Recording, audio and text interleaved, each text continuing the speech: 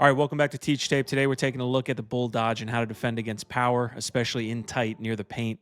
The clip today shows Eric Spanos versus Brendan Staub in the national championship game. Now, the first thing I noticed about Staub is just how nimble he is for his size, right? He's a big, strong individual, but he is able to move his feet very well. And so that really pops off the tape when you watch him, is being able to guard a strong guy is hard enough, but a guy who is strong and can move, when you put those two traits together, that's something you should be shooting for as an offensive player.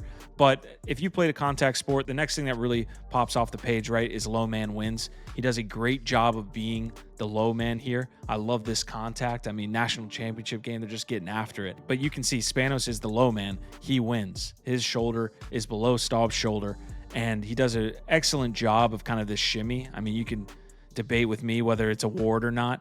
We saw this from almost the same angle from Joey Spallina. So for you offensive guys, getting below a defender's stick and then kind of rolling off of it, kind of almost pseudo warding it off of you, is a really interesting tactic that I'm seeing pop off from these elite attackmen. So really good job. And then just attacking that space that he creates, right? I mean, he makes the space and attacks it immediately and hides his stick on that initial trail check. So really great job by Eric Spanos. All right, so now how do we defend that, right? And I'm gonna break this into two pieces: our posture and the engage point. So basically that means, how do we look athletically and how do we absorb contact at the engage point? Now, in order to find this answer, I wanted to look at offensive and defensive lineman reps, because defensive linemen are some of the most athletic freaks in the entire world. And they have basically the same job as Eric Spanos here. Get to a point. Get to a single point. Now, the points might be different. The reasons for it might be different, but get to a point. And so the offensive line's ability to absorb that contact and have the correct posture, I was very interested in. So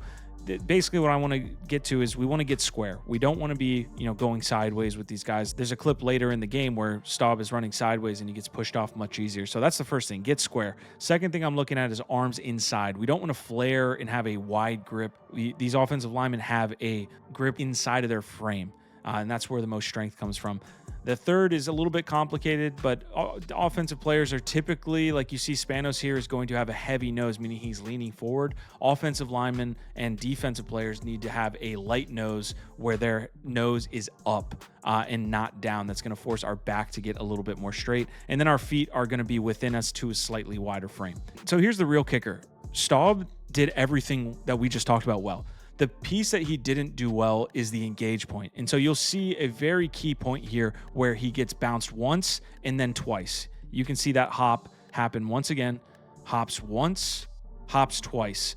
And that's the difference between a great rep and losing this rep. Because if he was able to hop, step, and anchor down here, and not hop the second time where he gave that most space, that is the key point we want to be teaching our defenders. And then lastly, just talking hands and feet, right? Our engage point for our hands should be his hip. We see a lot of offensive players having success getting up underneath the stick and the hands of the defender. We want to have as low an engage point on his hip as possible to win that matchup.